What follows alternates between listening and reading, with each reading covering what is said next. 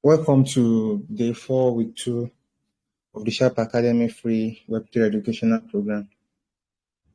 Yesterday, we were chanced to have Mr. Timileyin Akinyele as our educator, where he taught us about cryptocurrency, the types of cryptocurrency wallets, and the types of cryptocurrency wallets we have, and some key features on a cryptocurrency wallet. And that was the part 1 of that particular topic. The next part is going to be discussing it with us today, which is cryptocurrency exchanges.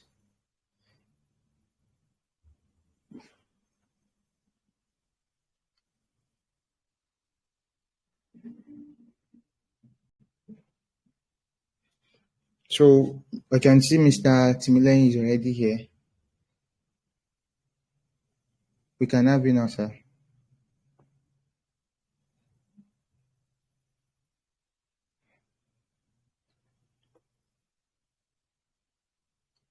Mr. Timileyin. Let's wait. Let's hold on for a minute. Let's hold on.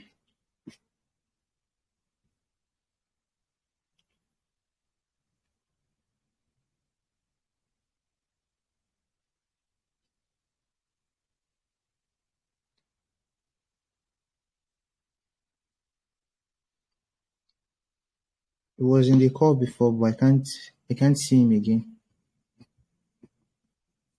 Probably he had network issues. I'm going to give him a call now.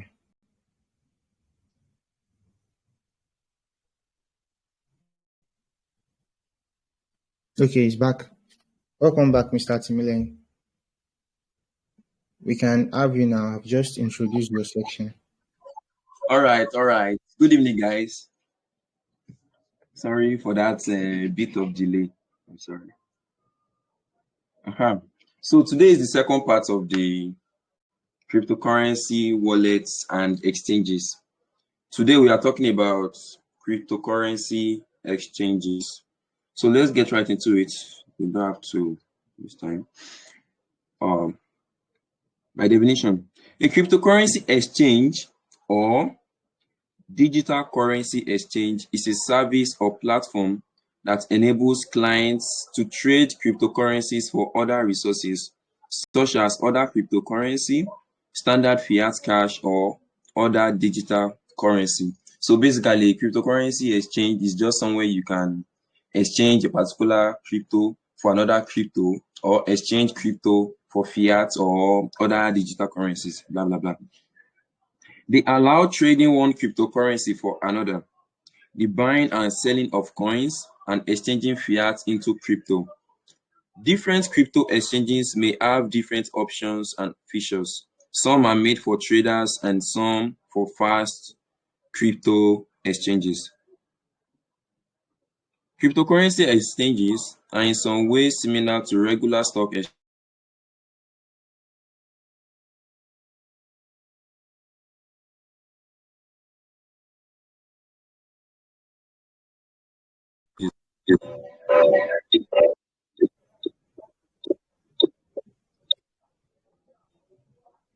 Mr. Hello, I Timileyin. think. Yeah, you are Hello. cut off. Yeah, we can hear you now. Yeah, but I don't know where I was when I got cut off, so I can just pick up from there.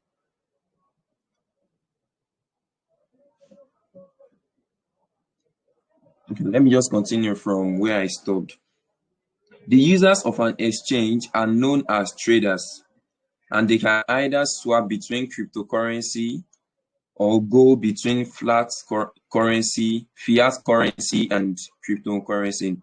In either way, it is their choice. Whatever you want to do on an exchange is up to you. This means that instead of buying Bitcoin with US dollar direct on the Bitcoin's blockchain, you could allow an exchange like Coinbase, Binance, or others to do that for you. From there, you could trade Bitcoin for any other cryptocurrency also listed on that exchange, or withdraw the fiat or withdraw the cryptocurrency to your personal wallet, or you could even exchange it back for fiat currency.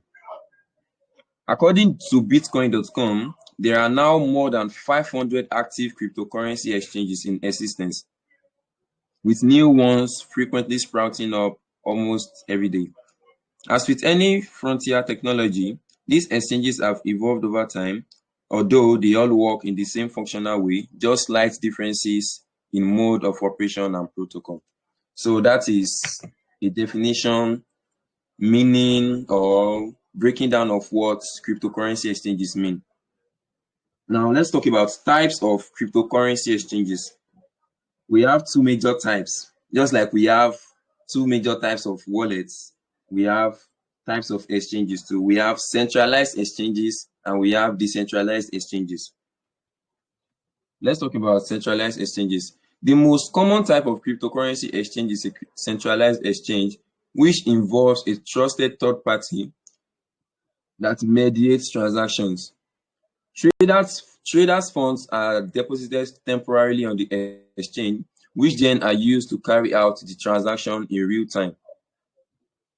Each party involved in the transaction on the exchange relies on it to execute the transaction safely and securely. And since funds are placed on the exchange, traders are not susceptible to misplacing their wallets or keys. What this means is that on a cryptocurrency exchange, all you have to do on a centralized exchange, all you have to do is deposit your funds through fiat or by sending crypto from your wallet to the exchange. After that is done, you could either transfer. When that is done, each transaction that you make is secure. You are not in charge of the keys or wallets. All you have is your login and your password to the exchange. But whatever transaction you are performing on that exchange is being handled by the cryptocurrency exchange workers, bots, or whatever they use to handle the transactions. Without an exchange, you would have to handle each individual transaction on your own, with your wallet. Every time you wanted to transact between two cryptocurrencies, selling old crypto, transferring funds, and buying new crypto, all the while you will have to manage your keys, you will have to track your funds, you have to verify when the transfers are complete, and all that. With a centralized exchange, all that is done for you. All you have to do is put an order, declare which funds you are using, and confirm that you want that transaction to be executed. The exchange does all of the management of wallets and transferring your funds for you in the background. Popular examples of centralized exchanges are Binance, KuCoin, Hotbit, Bitfinex, and the likes. There are a lot of them. The second type of cryptocurrency exchange is the decentralized exchange. This one we call them DEX, D-E-X. Unlike centralized exchanges, where all activities are being run for you underground by the centralized systems, which consist of people and programming codes, decentralized exchanges are mostly built on decentralized application dApps and swap smart contract codes. On decentralized exchanges, you don't own an account. You don't have to sign up or create an account and then impute your KYC and all that. No. On a decentralized exchange, all you need is your crypto wallet. Your crypto wallet is your account on a decentralized exchange.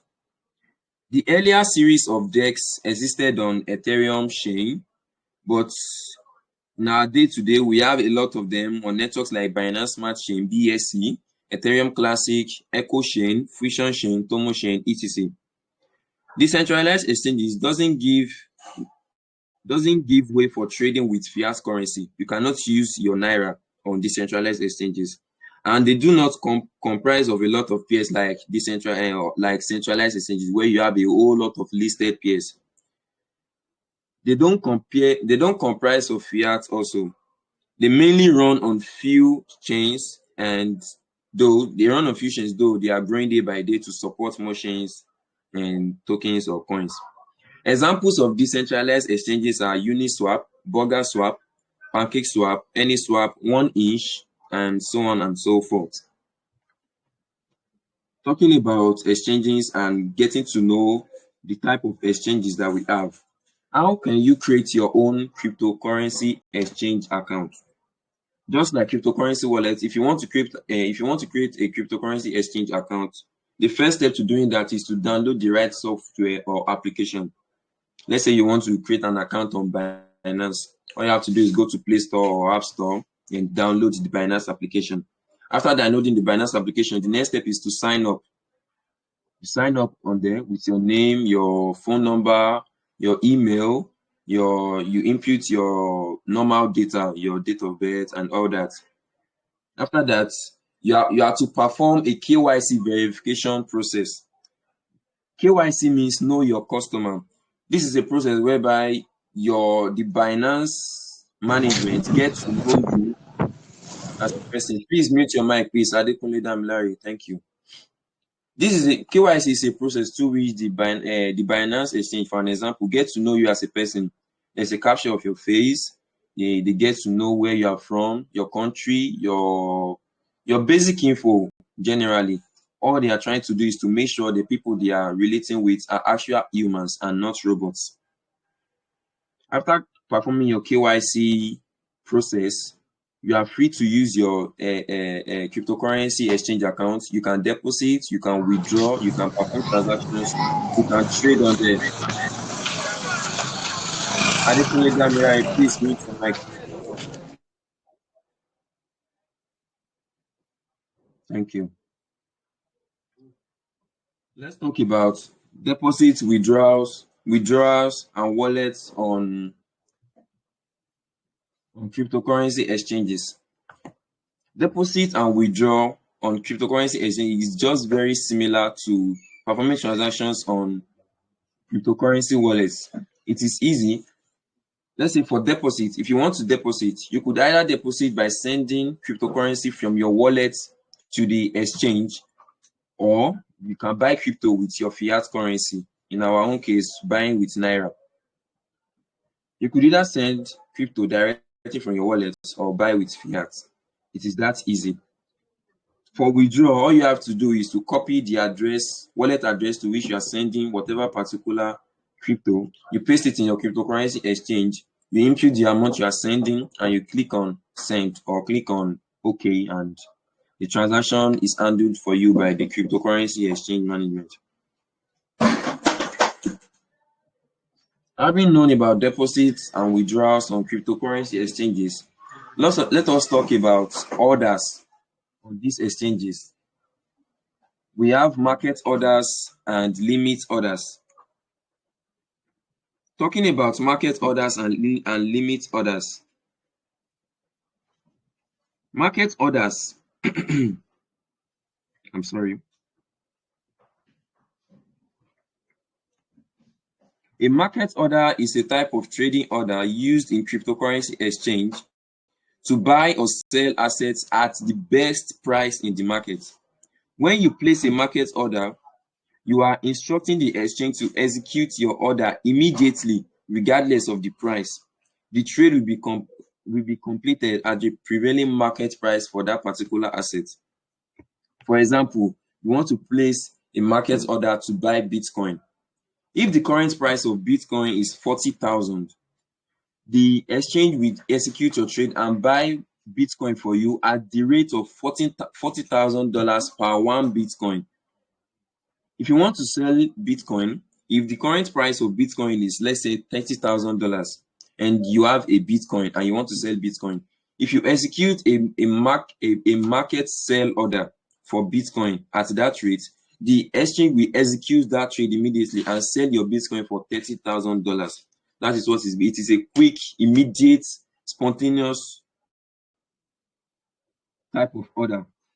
Talking about limit orders. A limit order is another type of trading order commonly used in cryptocurrency exchanges. Unlike a market order, a limit order allows you to specify the exact price at which you want to buy or sell a cryptocurrency. The order will only be executed if the market reaches or betters the price you have set.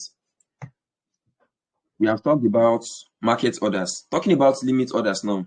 If you want to place a buy limit order for Bitcoin, let's say the current price of Bitcoin is 29,000, but you want to buy Bitcoin at 30,000. You are going to place a limit order stating, by the time Bitcoin gets to 30,000, buy so amount of Bitcoin for me. So the exchange, they are going to monitor that trade for you.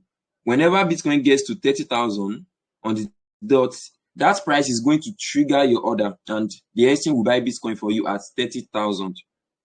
Same thing goes for sell limit orders. If you want to sell crypto at a particular price, let's say Bitcoin is $30,000, but you want to sell Bitcoin at $31,000. You are going to specify, let's say you have a Bitcoin, you are going to specify for the exchange, I want to sell one Bitcoin at $31,000, even though the current price is $30,000. So the exchange, they are going to monitor your trade. Whenever Bitcoin touches $31,000 or crosses $31,000, that price is going to trigger your order, and then it is going to sell your Bitcoin for you at $31,000. I hope you guys understand market orders and limit orders. Talking about buying and selling, placing orders, trading cryptocurrency on cryptocurrency exchanges, there are some things, or let's say tips, that you need to know to be successful as a trader on cryptocurrency exchanges. If I was you, I would pick up my pen and jot at this point, because the tips I'm about to explain to you are tips that have guided me in my own crypto career to where I am today in trading. This is things that you are supposed to know as a trader, so you don't miss your way or lose your funds to the volatile market. The first tip for you is to educate yourself. If you want to be a trader, you have to take your time to learn what it means to trade. You need to take your time and educate yourself. What does this thing mean? How does it work? How do I do this? How do I do that? How do I interact with the cryptocurrency exchange? You need to get yourself accustomed to these things, so you don't just go there and you are just confused when your funds are on the line. The first step is to educate yourself. The second step is to start small. It is something you are doing for the first time. You start small. You have to manage your risk. You start small, just, you can start with a little funds. Then by the time you learn and get to know, okay, I am getting it, you can start investing more and more, and then you can grow bigger. That is what I mean. Second step is to start small. The third step is use risk management strategies. You have to implement risk management strategies, such as setting stop loss orders or limit potential losses. A stop loss order is a type of order whereby, let's say, for example, you are on a futures trade on Bitcoin. Let's say you place a buy order on Bitcoin, but then it's not going your way. You want Bitcoin to go up, but it's actually going down. So you can set a stop loss order. Let's say Bitcoin is at $30,000, but based on your own analysis, you expect Bitcoin to get to $31,000, but due to unforeseen circumstances, Bitcoin is going to 29,000, 28,000. You could set a stop loss order that if Bitcoin should get to 27,000, please close my order for me. And that way you can actually cut your loss and you won't lose that much. You actually lose, but you are not losing all you have.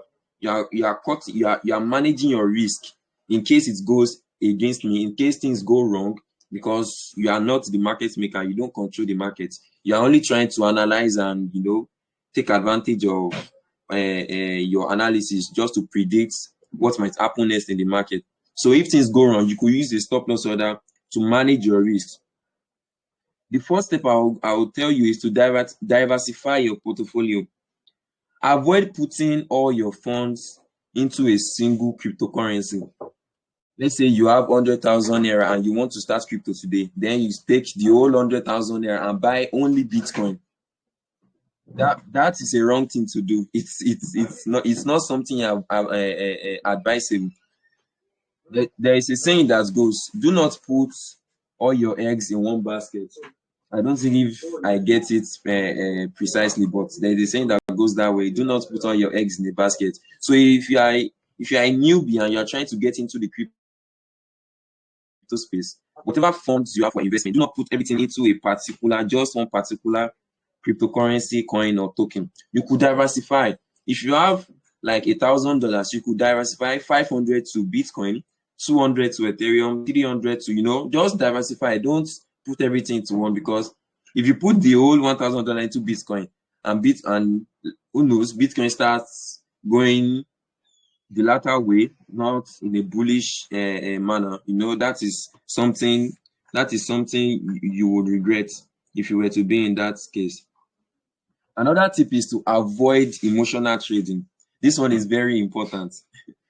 Don't get too happy and don't get sad if you are trading. Let's say you are winning and then you are all hyped up. You're like, yes, I'm getting it. Yes, you are getting it, but don't be hyped up like you are on top of the world. You might be on top of the world, but just stay calm.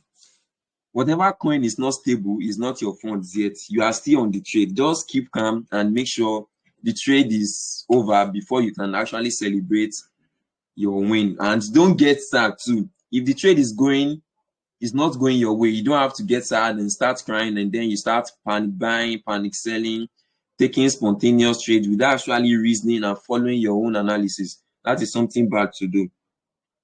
Another tip is to set realistic goals. You have to define clear and achievable trading goals. Be patient and avoid expecting immediate profits. Crypto is not something that you will get into and then tomorrow you are Elon Musk's brother. No, it's not something you will get into and tomorrow you are on Forbes. It's something that you have to set goals. This month I want to make so. Next month I want to do this. The following month I want to do this. I don't want to lose more than this. I don't want to lose more than that. You have to set goals so that you keep yourself on track and you don't sway off. Number 8 is to stay disciplined. Discipline and keeping your emotion in check is they work together. Follow your trading plan consistently. Avoid chasing after hot tips or deviating from your strategy due to short-term market movements.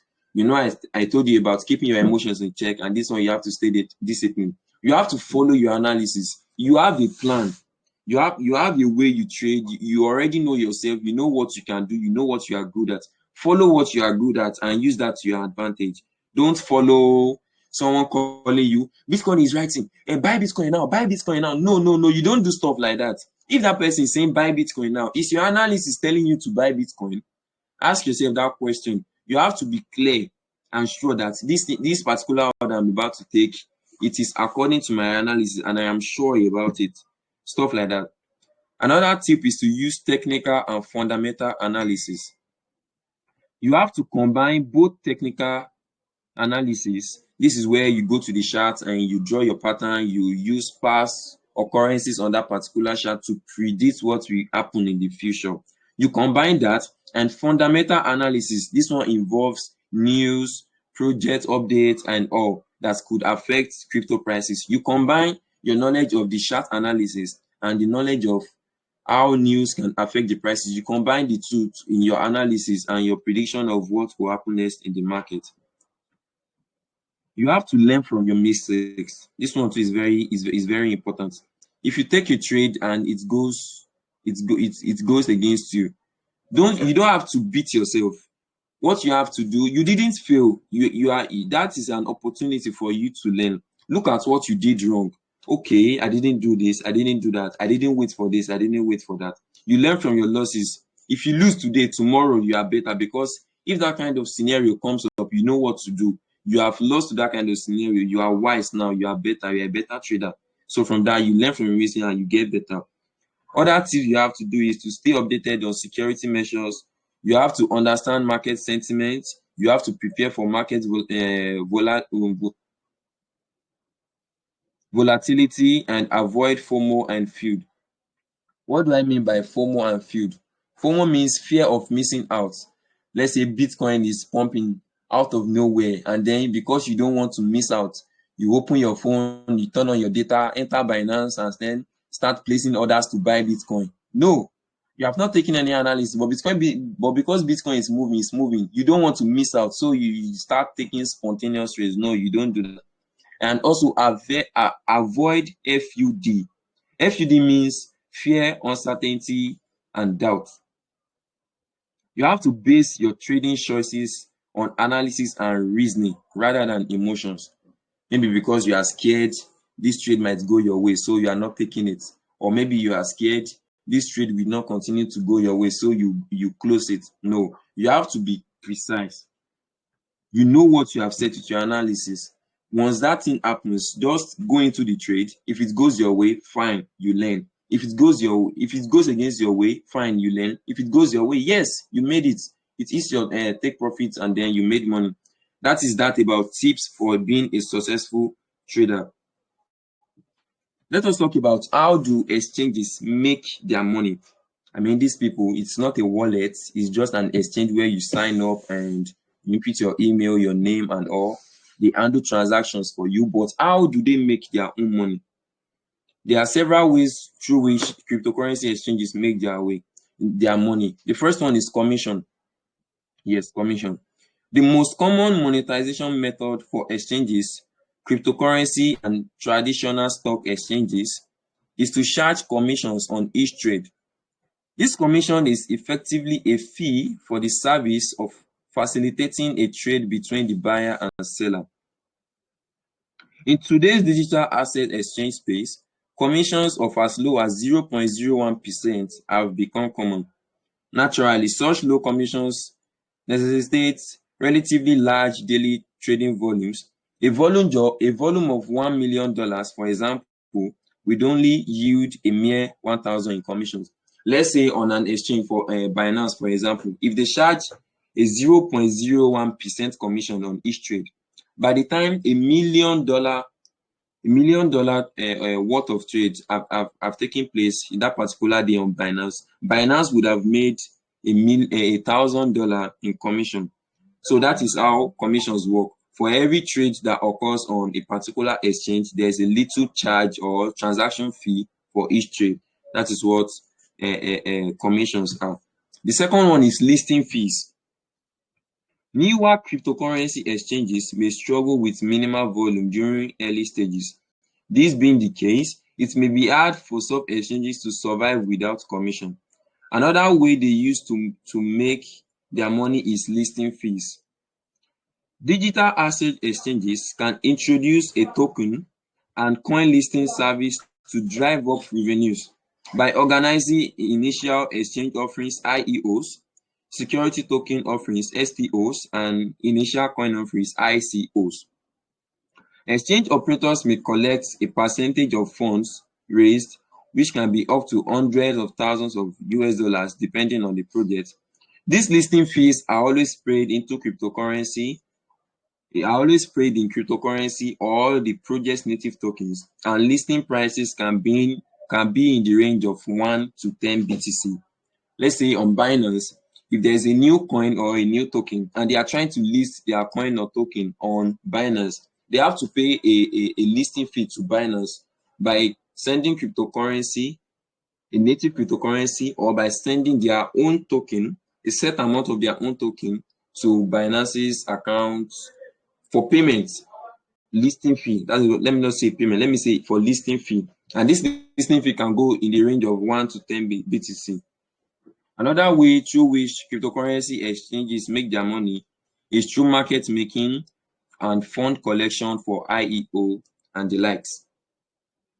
Talking about that, we need to understand the regulations and compliances that these cryptocurrency exchanges, they have to keep in check, so they don't run out of business, or that there are rules, set rules. You cannot just be an exchange where people sign up on your website or application and you handle their funds for them. Sorry. There are rules, or let me say regulations, and that they have to abide by, so they don't have to face the court or so. The first one is licensing and registration. Okay, thank you for mentioning my please. The first one is licensing and registration. Many countries require cryptocurrency exchanges to obtain licenses or register with financial authorities. This process ensures that exchanges meet specific standards and comply with applicable laws. That means before an exchange goes live and people start using them, they have to register. There are authorities to which they have to meet, agree on terms and compliances before they can actually say, okay, this exchange is live and users can actually start coming in and making transactions. The second one is KYC. Like I said earlier, know your customer, and AML, anti-money laundering. Exchanges are typically required to implement robust KYC procedures to verify the identity of their users. They must also adhere to AML regulations to prevent their platforms from being used for money laundering or other illegal activities.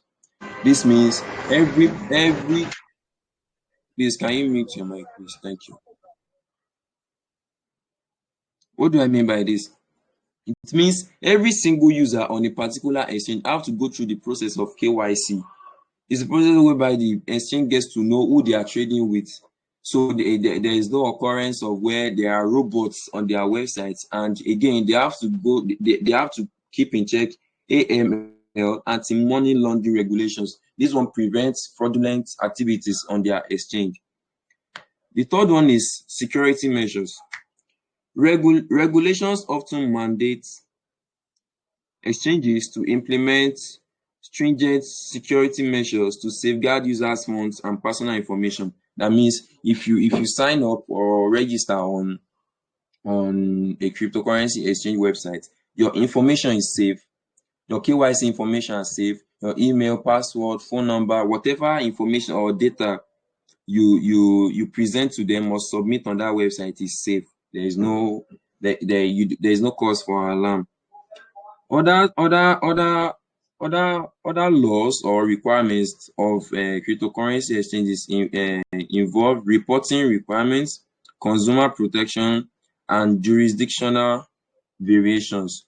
All these are rules or, let's say, compliance that every cryptocurrency exchange of today they have to comply by, they have to keep in check so that they can be up and running.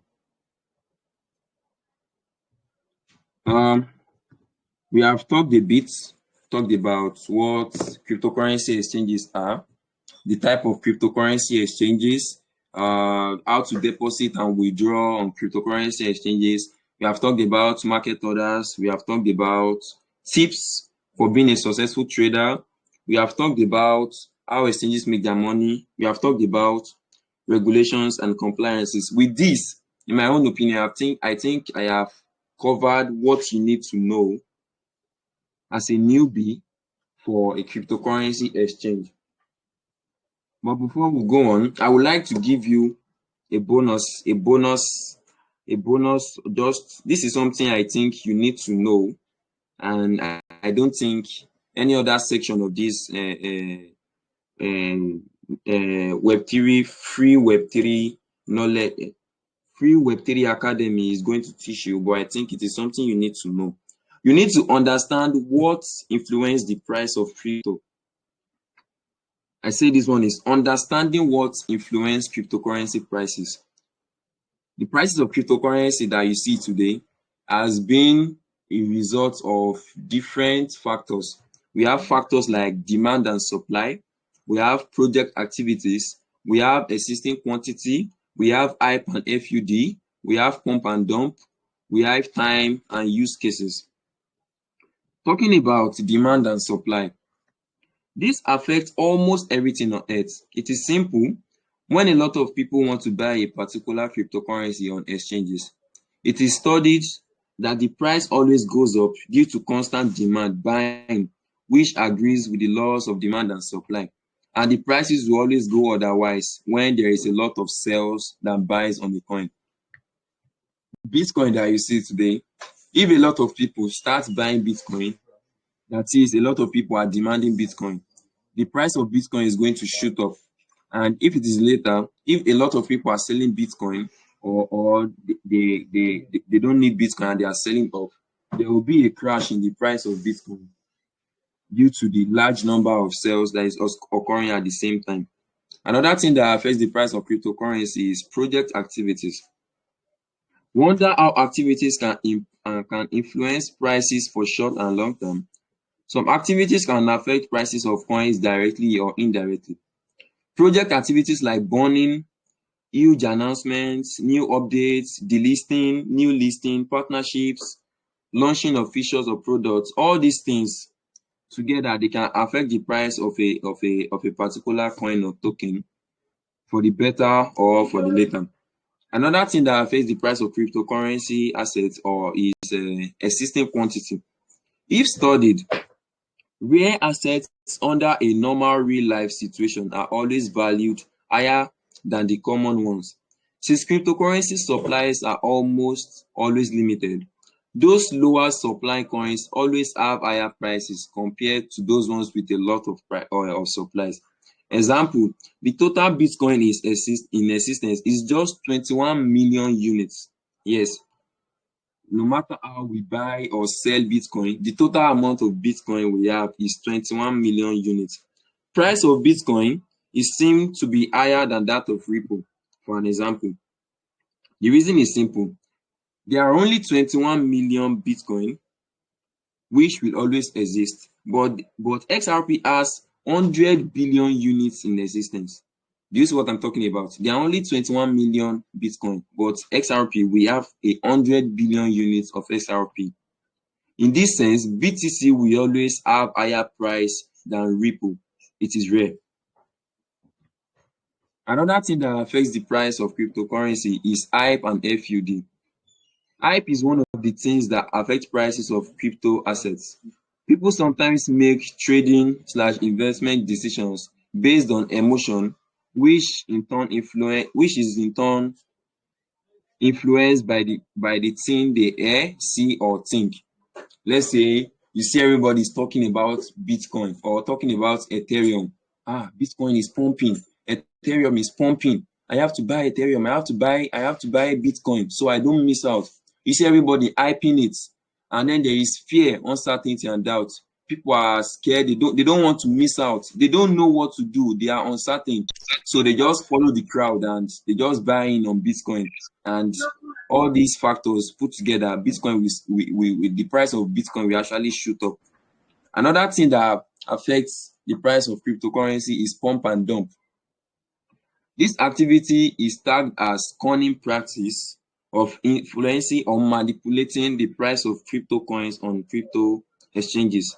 It is done by a group or a set of individuals who wanted to use tricky methods to influence price to confuse people to buy or sell in large quantities, so that the initiator of this activity can do the opposite to achieve some gain. In pump and dump, pump means to make massive buying till the price increases. Dump means selling massively till the price falls. Let's say there are these big companies, or let's say wars. They have large liquidity. They can do whatever they like when they want to control the price of crypto. Let's say there are a lot of cash flowing to the BTC. There are a lot of buyers. They are buying Bitcoin with buy Bitcoin with billion dollars into Bitcoin, and then you see Bitcoin will just out of nowhere just shoot up. This is why I said you should get to know how to implement fundamental analysis.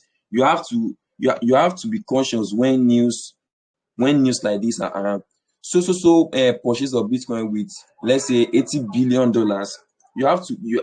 You should know that with such purchase, there is no way the price of Bitcoin is going to go down. Though there could be other factors that could cause the price of Bitcoin to go down, but at that moment, it will show that there was a heavy flow or heavy purchase of Bitcoin. Oh, there was a there was a heavy purchase of Bitcoin, and then the price will go up. Another thing that affects the price of cryptocurrency exchange is time and use case. I don't need to explain this, but it's a simple rule. With time, all good crypto coins will with good use case and prospects always end up gaining value, increase in price. If the crypto coin or token has a good roadmap, they have a good use case, and the time is favoring, yes, they will have a good gain. And I think with this point and there could be some other factors that affect the price of crypto. But with this, you should be good to go starting your own cryptocurrency journey. I think I'll be passing the mic to Mr. Shapier to address us, and I think we should have questions. Okay, thank you very much, Mr. Timileyin. So now it's time for questions. We are going to wait till, let's say, 6:52. Then any questions dropped from in this group till then is going to be answered by Mr. Timileyin. And yes, please, let the question be based on what we've discussed today, most especially exchanges. Don't ask about investment, please. It's not time yet. We are still going to discuss investment and trading in full. This is just, you just mentioned everything about, you just mentioned some aspects regarding trading and investing. Don't ask investing and trading questions, just questions regarding exchanges. You can start dropping your questions now.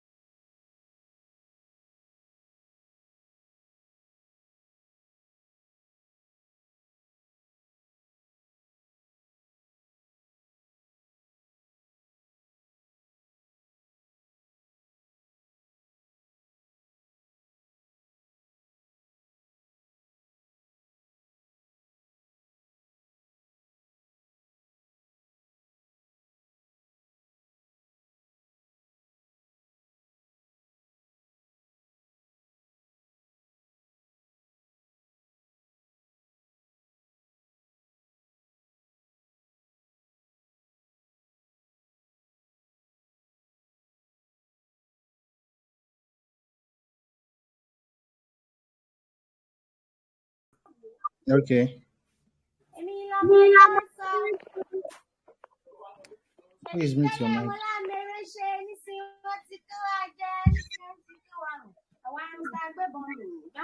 Please, guys, please mute your mic. Priscilla Bassi, please mute your mic.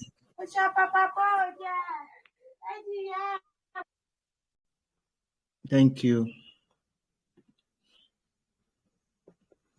Thank you. And tell the person singing that the person should go to a studio. It seems she has a nice voice. Oh, wow. Okay. Mr. Timileyin, are you here?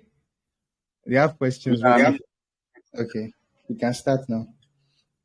The first question I can see here is from Toyo, saying, please, what is IEO? Okay. An IEO stands for Initial Exchange Offering. It is a way for a new cryptocurrency project to raise money from people who are interested in supporting their ideas. Instead of directly asking for money, like from investors, these projects team up with a cryptocurrency exchange, and this exchange will act like a special website where people can buy, sell, and trade their cryptocurrency, including that particular project's token or NFT or whatever. So an IEO is just a means of raising funds. Let's say there's a new startup and they need people to support them, invest in them. So they could team up with an exchange where people can buy their token, and is that way they are actually investing in their projects. So that is what an IEO is. Instead of meeting investors and speaking with them one-on-one, they could meet up with an exchange and initiate the IEO process. Another question is there a reliable means to calculate favorable times for investment? For investment, your own time of investment depends on you. I cannot advise you on when to invest and when not to invest. I have taught you tips that you need to know, things that you need to know before investing.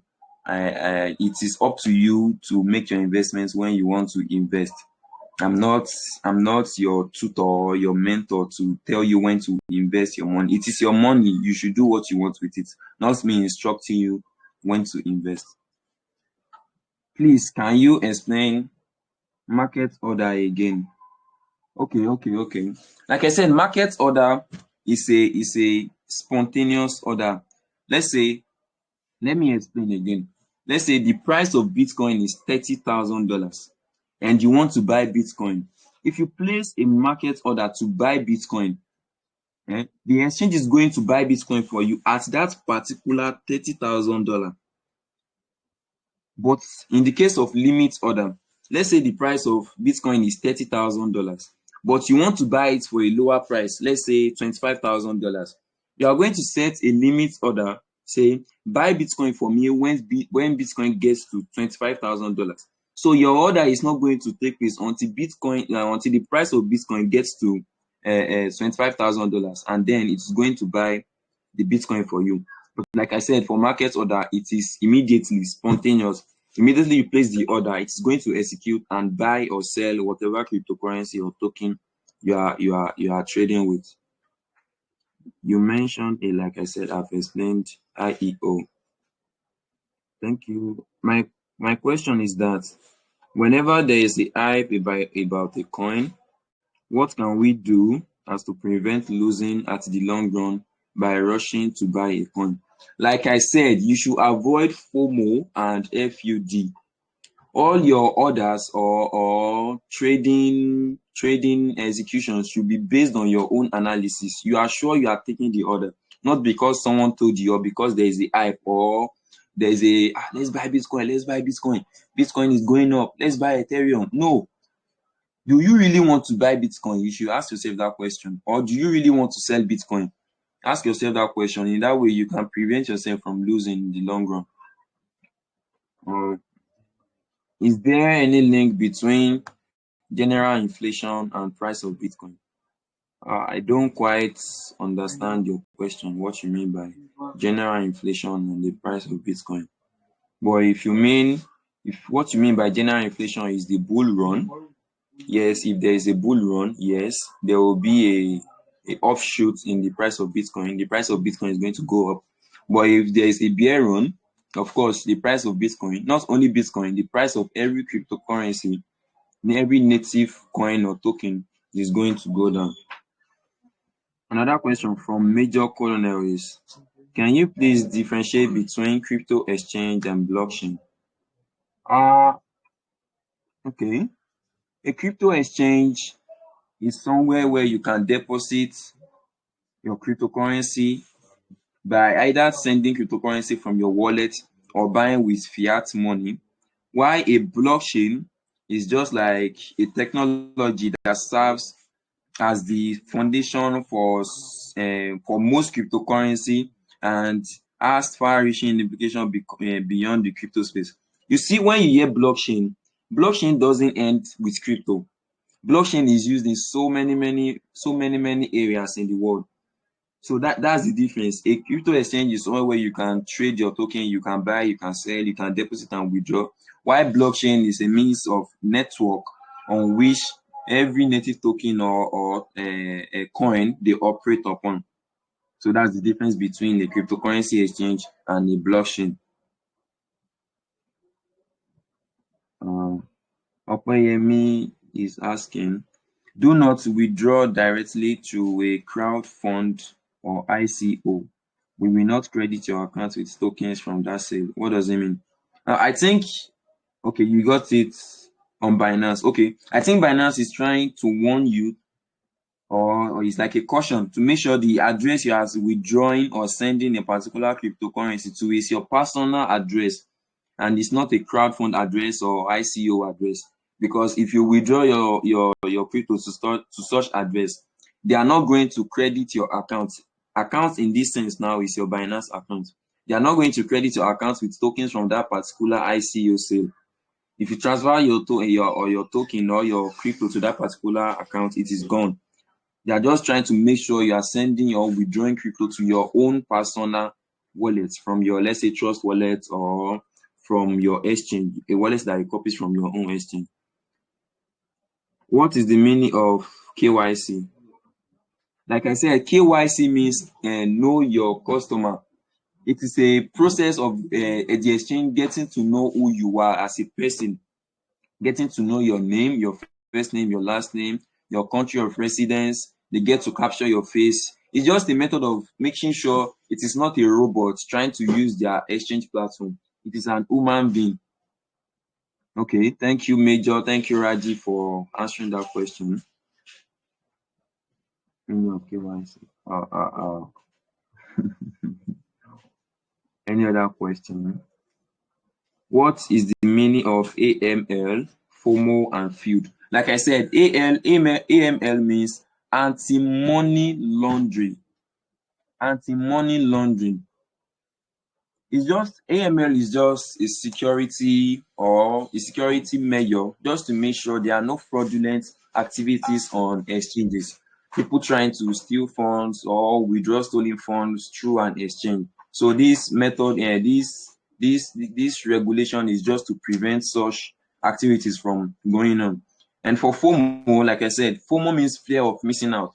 It's just like when everybody is buying Bitcoin and Bitcoin is going up, and then you don't want to miss out on that money. So you want to buy in Bitcoin because you are actually afraid of, you are scared of missing out on that money.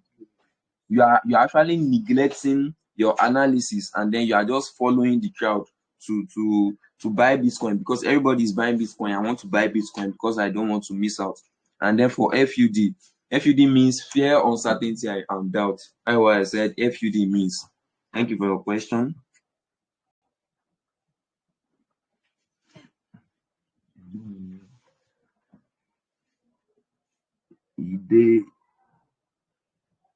Okay, I don't see more questions. Mr. Sharp, I think you should come on now and for the giveaway and all. I don't see more questions. Thank you. No giveaways today. No giveaways today. If you are still here waiting for giveaway today, you can leave now. No giveaways today. And I'm not pulling your legs. No giveaway today. Yeah, thank you, Mr. Timileyin. Thank you very, very, very much for yesterday and for today. Thank you for imparting your knowledge into the lives of Sharp Academy students for free. Really appreciate it. So I'm just going to recap what Mr. Timileyin has said, and I'm going to add a little bit to it too. So yesterday, he taught us about cryptocurrency wallets, and today he spoke about cryptocurrency exchanges. And while he was during his class, he explained to us what an exchange is. Just as the name implies, exchange is when you exchange your cryptocurrencies. It's as simple as that. Please mute your mic. I can't even pronounce this name. Okay, thank you. Just like we have markets offline in Web2, where you exchange goods for goods, service, where you exchange goods for money or services for money.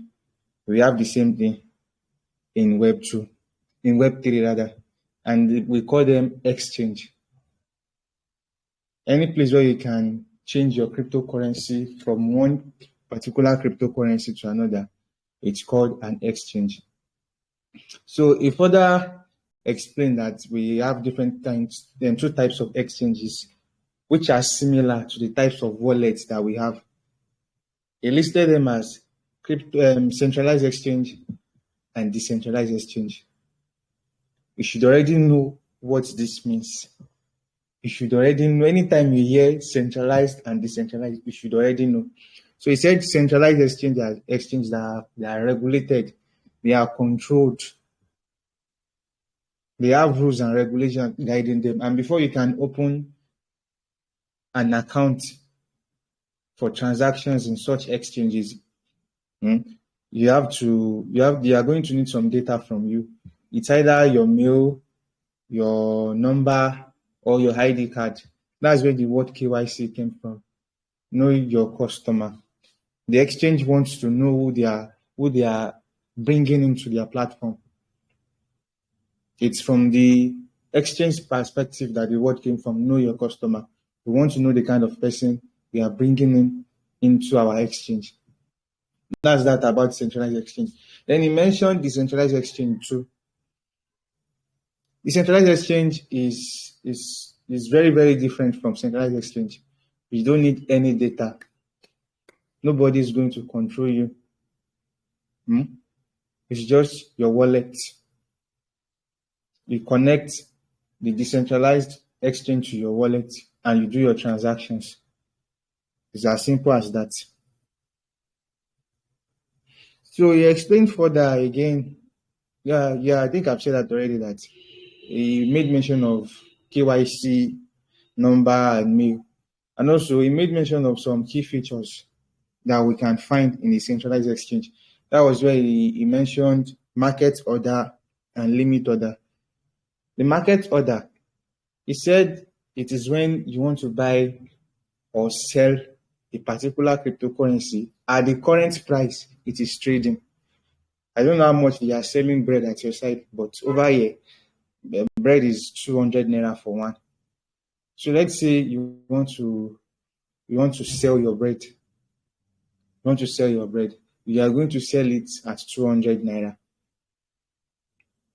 But when it comes to limit order, you already have the bread with you. The current price is 200, but you have this feeling, or you know that the price is going to reach 201 naira or 202 naira. You can set it that, okay, this bread, once it is 201 naira, I want you to sell. Automatically, it's going to sell. That's limit order. Limit order is like it's like using jazz or juju. You get it? Whether you are there or not, it's going to pick.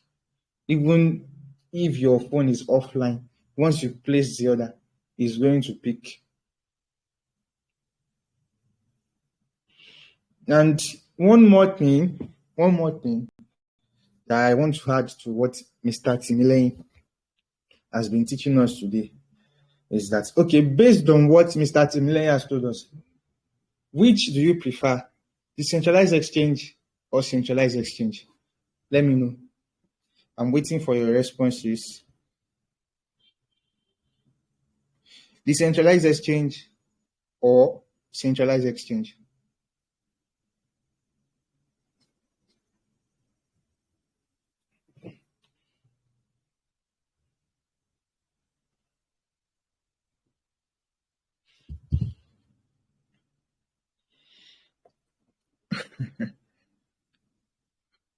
Okay. I'm still waiting for people to comment, please. If you are listening, please comment. Try to comment. There's something I want to drive out.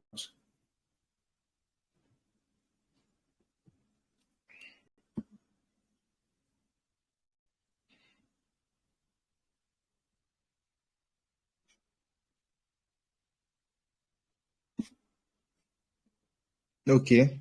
I can see we have mixed responses here, which is okay. We all have different opinions.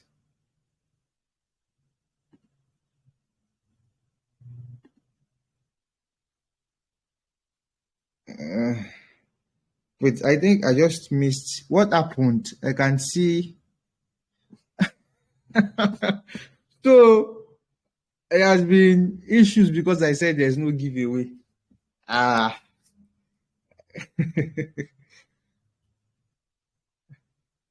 It's all good. It's all good, guys. It's all good. There's no need to worry about the possibility of having a giveaway or not. There's no need. Okay. I can see some said decentralized and some said centralized. I think majority of the answers I'm seeing here, majority went for centralized. Okay, fair enough. Now, someone said it depends. To trade not decentralized, but to hold not centralized. You got it all wrong, Eniola. In fact, I can say you got it all wrong. That was not what Mr. Timileyin said. You were not paying attention. Mr. I don't know if he's a Mr. But Eniola Akish, you got it all wrong. I think Mr. 007 is typing. His nickname is 007. That's Mr. Timileyin. He's going to attend to that. Now, decentralized exchange has its own advantages and its own disadvantages. I'm going to tell you some benefits that comes with a decentralized exchange. The first thing, you can get it from the name. The first benefit, you can get it from the name. Decentralized means it is not controlled by any government. There's no authority over decentralized exchange. And anything that is let us be truthful to ourselves here. Anything that doesn't involve our government when it comes to money is always safe. Our funds are secure. No government can come to you and say, okay, I want you to close down this exchange. We are taking over or we are stopping operations. It's not possible. That's one of the benefits of decentralized exchange. Another one is user control. You can control your transactions while using a decentralized exchange. There's no need for third party. It's you and your funds, just like it's you and your wallet. It's you and the decentralized exchange. No third party at all. And there's also privacy. Nobody will know if you are using compared to, okay, for instance, now, I said if you want to create an account on a centralized exchange, they are going to ask for KYC. On DEX, you don't need to provide any KYC. They don't need to know you. If you are a criminal, they don't care. Just use the exchange. They don't care. They only have access to your wallet address. Any other thing than that, they don't have access to it. Now, I'm going to tell you the disadvantages too. There's something we call liquidity, but I don't want to go deep into that. Liquidity is like, how will I explain to you? Liquidity is one of the things that gives worth to a cryptocurrency. Without liquidity, a cryptocurrency can never have a worth. Do you understand? Without liquidity, a cryptocurrency can never worth $0 like this. And normally, liquidity is money. Is like I can refer to it as a bank that is backing up cryptocurrency. So normally on decentralized exchange, liquidity is always very low. Let's say the amount of liquidity in the pool of a particular cryptocurrency can be 5,000. For instance, now I'm going to explain in Web2 terms. We have a bread, and the value for the bread is 200 naira. I have 10 breads with me. Okay, I have 2 breads with me. If I give you 2 breads, you are supposed to give me 400 naira. But unfortunately, as an exchange, you only have 200 naira with you. Meaning I can't trade my 2 breads with you. Instead of giving you 2 breads, I will have to give you 1 instead. That is one of the challenges we face on a decentralized exchange. They don't have enough liquidity backing up a cryptocurrency. Web2 wise, they don't have enough money backing up the bread. That's one of the problems we have in decentralized exchange. Another one is not all, but some of the decentralized exchanges we have are always complex. They might not be user friendly. Not all, but majority of decentralized exchanges are user friendly. You are going to get it easily. And also, a decentralized exchange, if you want to make transactions on it, it's always expensive. Yeah, it's always expensive.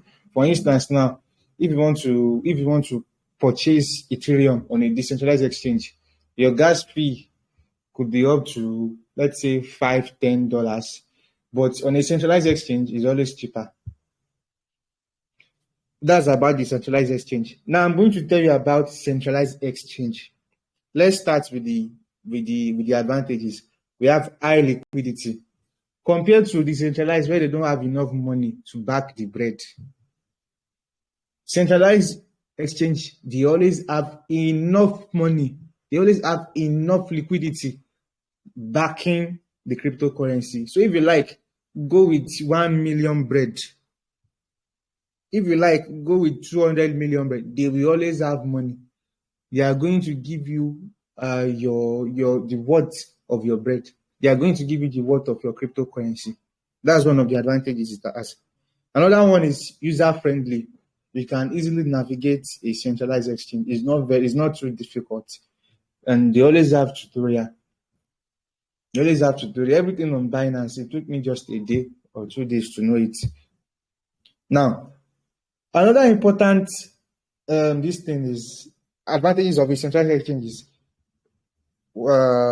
customer support. Yeah, that's what they call it. There's always a customer support. If you are facing any challenges on centralized exchange, there's always a customer support, and it's always 247. It's always 24/7.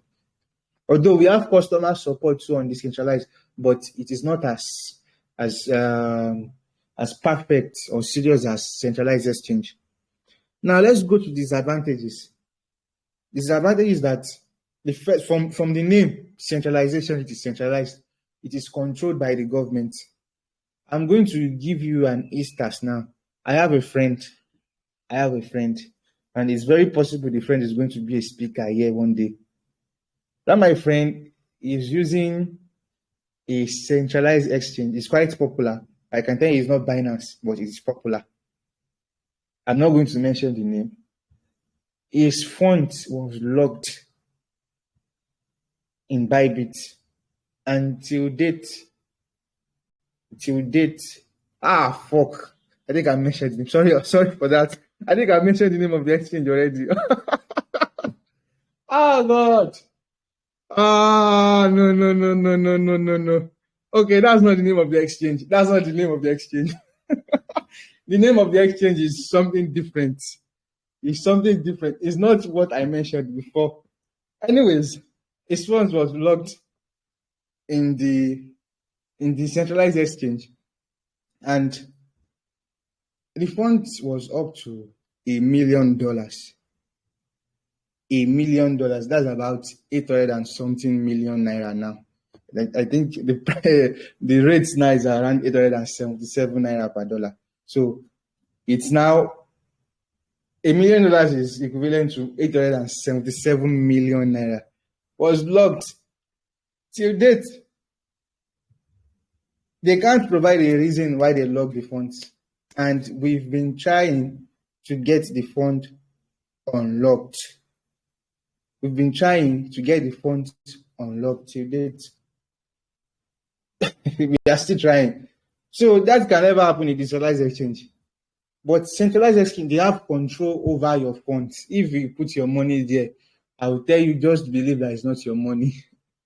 If your money is in a centralized exchange, accept it is not your money yet till you get your money out. I hope you understand that. Another thing is KYC. There's no privacy. They have your ID card. There's no privacy. They can easily track you. And it's not that you can't use fake ID card. They are very thorough with their KYC process. They are going to vet you. You hold your ID card, you take pictures, you drop your BVN. They already know everything about you, which is going to lead me to this next point. which is like centralized exchanges are vulnerable to attacks. For instance, let's say a centralized exchange gets hacked. Since it's a centralized exchange, they can have access to your documents, to your KYC. They can use your ID number to do any kind of thing they want if it is hacked. Or they can even remove all the money from the exchange without stress once it is hacked. So these two type of exchanges, they have their benefits and they have their disadvantages too.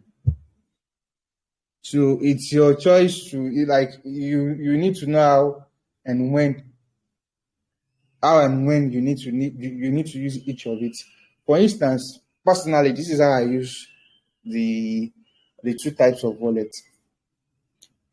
The only time I send money to a centralized exchange is if I want to exchange from cryptocurrency to Naira. That's the only reason you can see money in my centralized exchange. If I want to transfer, if I want to exchange a cryptocurrency, maybe I want to exchange BTC to Naira. That's the only place. That's the only when you can see me on a centralized exchange. I hope that is clear. So yeah, that's just everything you need to know about cryptocurrency exchanges. That's everything you need to know. I believe there should be no more questions. I believe there should be no more questions.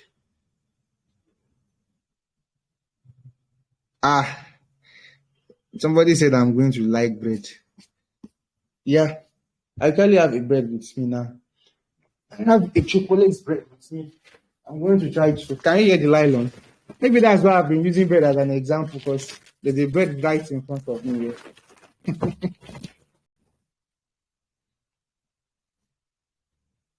With what? With water. I have sachet water here. I'm too broke to afford tea or or anything. All right, I'm going to end the recording now. I have something to discuss with you guys, so let me just stop the recording.